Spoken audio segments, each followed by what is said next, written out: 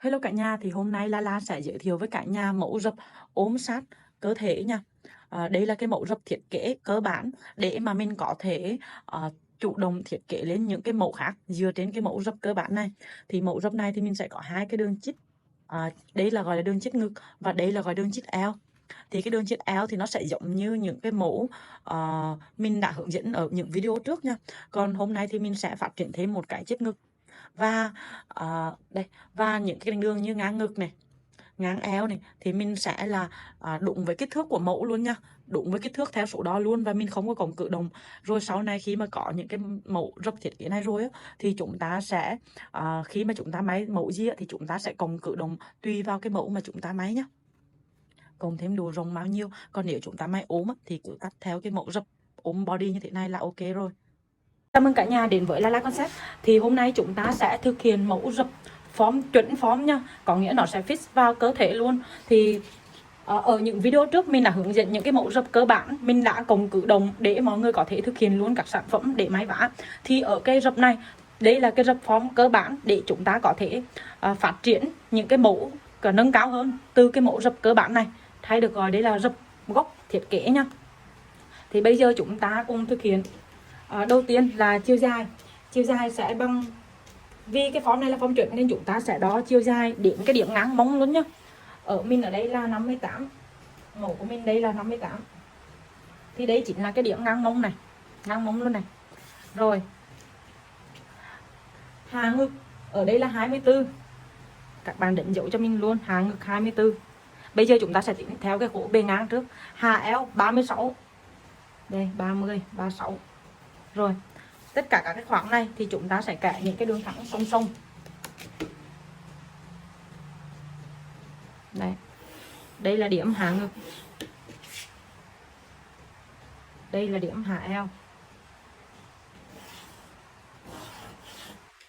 đây là cái điểm ngang mông.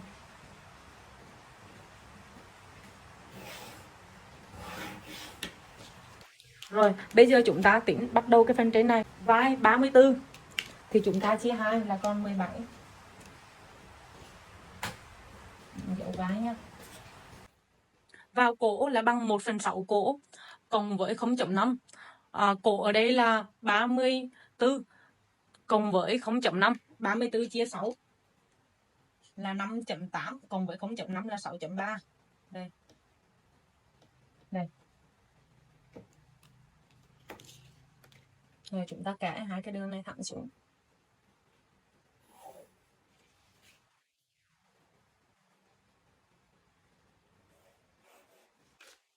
Tiếp theo hạ cổ là bằng 1/6 cổ cộng với 1 là bằng 5.8 cộng 1 là 6.8. Đây.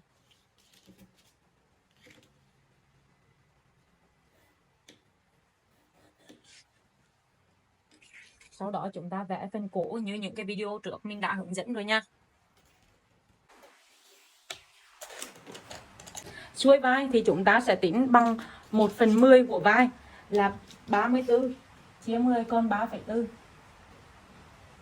Đây. Nối hai điểm này lại.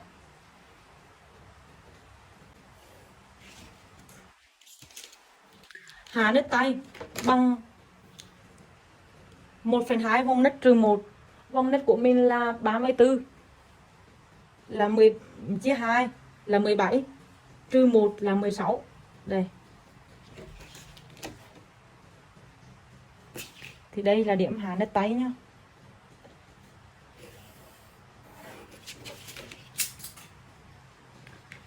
Từ cái điểm này đi vào 3 cm, có nghĩa là ngang vai trừ 3 đó là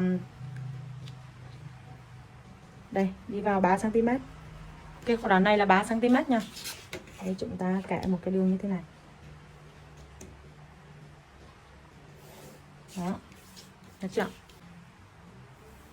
Ở đây chúng ta sẽ lấy bằng 1/4 ngực là 82 chia 4 còn 20,5. Đây. Rồi chúng ta bắt đầu lấy trung điểm của cái phần này như những cái video trước mình đã hướng dẫn nha.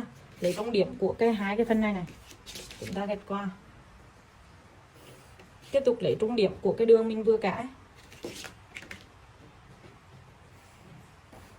để đỉnh làm cái đường hạ nách tay.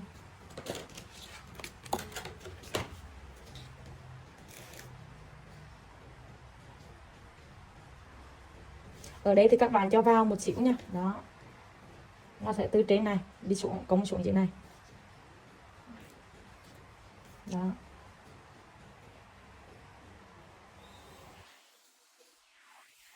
đây là cái điểm hạ nách tay. Rồi hai cái điểm ngang ngực 7 cm thì chia đôi nó sẽ được 8.5. Thì đây chính là cái điểm, đây là cái khoảng cách giữa hai đầu ngực mình chia đôi là 8,5. Khoảng cách từ cái điểm hạ ngực này mình sẽ lấy cái khoảng cách giữa hai cái đầu ngực ở đây là 17 chia 2 sẽ được 8,5. Thì mình đánh dấu 8,5 ở đây này. Thì đây chỉ là điểm hạ ngực nha. Eo bằng bằng số đo chia 4 hay là được gọi 1/4 eo.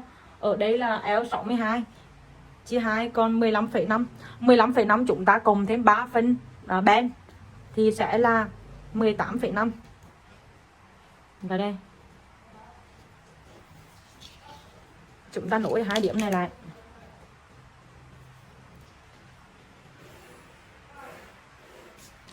Tiếp theo là mông.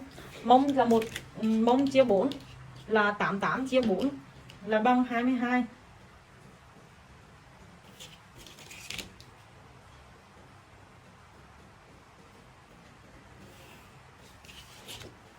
Rồi chúng ta dừng ở đây đã nha.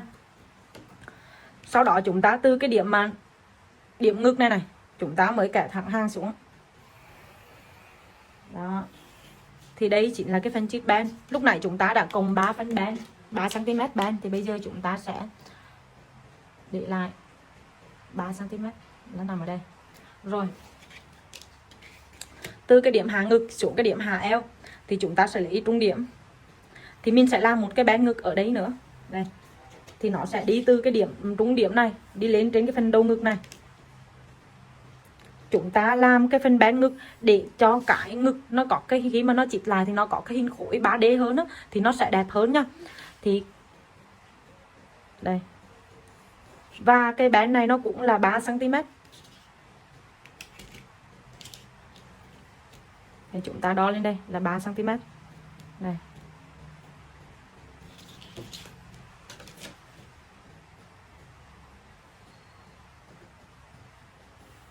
Chúng ta nối điểm này lại với nhau nha. Nối điểm này trước. Rồi khoảng cách từ cái này, cái điểm là xong rồi chúng ta nối tiếp cái điểm này để tạo được một cái đường bên 3 cm. Đây. Thì hai cái đường này thì nó sẽ bằng nhau này. Thì bây giờ chúng ta sẽ đo từ đây. Đó, đo qua đây. Ở đây. Được chưa? Thì nó dài ra như thế này. Thì chúng ta mới nối từ trên này xuống.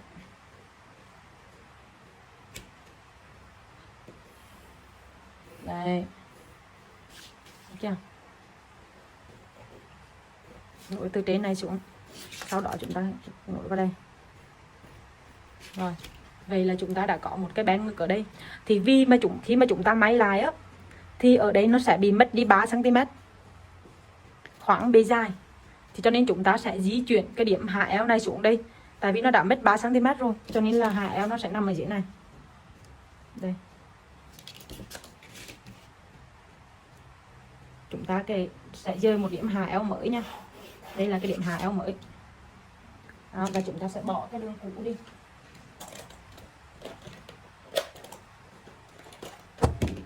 Này, chúng ta sẽ bỏ cái đường cũ đi. Mình sẽ tẩy cho các bạn dễ hình dung nha. Đó. Thì chúng ta sẽ nối lại từ cái điểm trên ngực này xuống.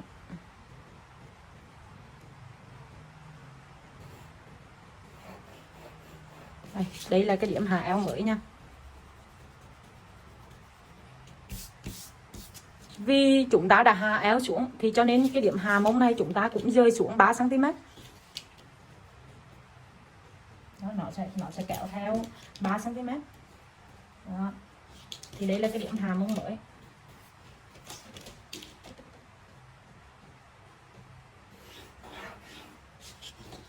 Đó, chúng ta cũng sẽ tẩy đi từ cái điểm này nó bằng cái điểm này, chúng ta sẽ tẩy đi những cái đường cũ. Đó. Và chúng ta rơi cái điểm này xuống đây, sau đó chúng ta nối lại. Rồi ở cái điểm hạ eo này, ở cái điểm eo này thì chúng ta lúc nãy chúng ta đã chưa 3 cm, thì bây giờ chúng ta cũng tính là 3 cm như bình thường nha, mỗi bên là 1,5 cm. Đó. Sau đó chúng ta nối lại.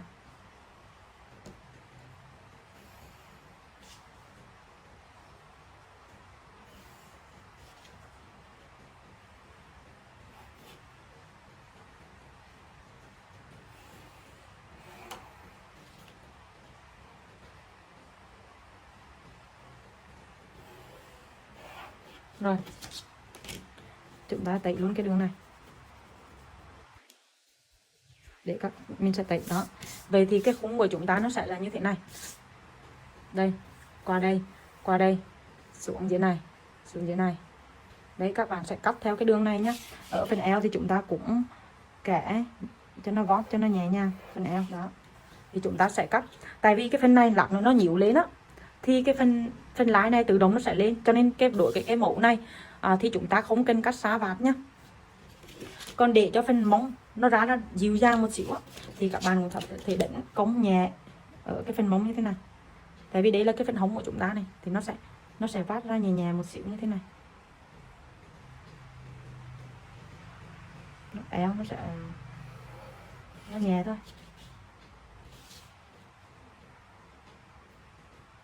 khoảng 0,25 cm thôi nha, nó ra 1/3 này, 0,25 cm thôi, cho nó hơi cong cong một xíu, tại vì ở đây là phần eo số phần mông. Đó thì bây giờ chúng ta sẽ cắt.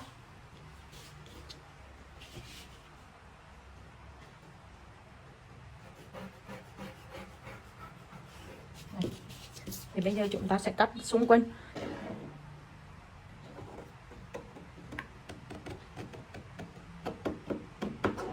Thì đấy là cái mẫu rập mà mình đã rập cơ bản, mình cắt theo số đo nha mình nhé, cho nên là nhà mình có thể sử dụng cái loại giấy cứng, tại vì cái rập này sau này mình có thể là mình chỉ cần cắt một lần thôi và mình có thể ứng dụng được rất là nhiều mẫu thiết kế khác nhau. Cho nên chúng ta sẽ cắt bằng cái giấy cứng như thế này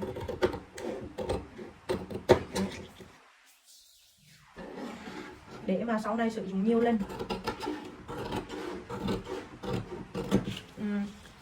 Tất nhiên là tùy vào cái form người nữa, thì đấy là cái công thức cơ bản thôi. Ví dụ như có người mà cái vai họ xuôi hơn á, thì chúng ta có thể cắt xuôi hơn một xíu này, xuôi vai này xuôi hơn này. Có người ngực lớn hơn á, thì chúng ta sẽ chiết cái phần này lớn hơn, kiểu như nó nhô cao hơn á. Còn nếu những người mà ngực lép hơn thì chúng ta chỉ cần có thể điều chỉnh cái này khoảng 1 cm 2 cm chẳng hạn, thay vì 3 cm thì chúng ta sẽ điều chỉnh thành 2 cm thôi. Thì tùy vào cái form người. Thì sau này khi mà các bạn đã nắm cơ bản rõ hơn một chút rồi thì mình sẽ hướng dẫn về phân tích form người, kiểu dáng để mà điều chỉnh rập cho nó ốm cơ thể nhá.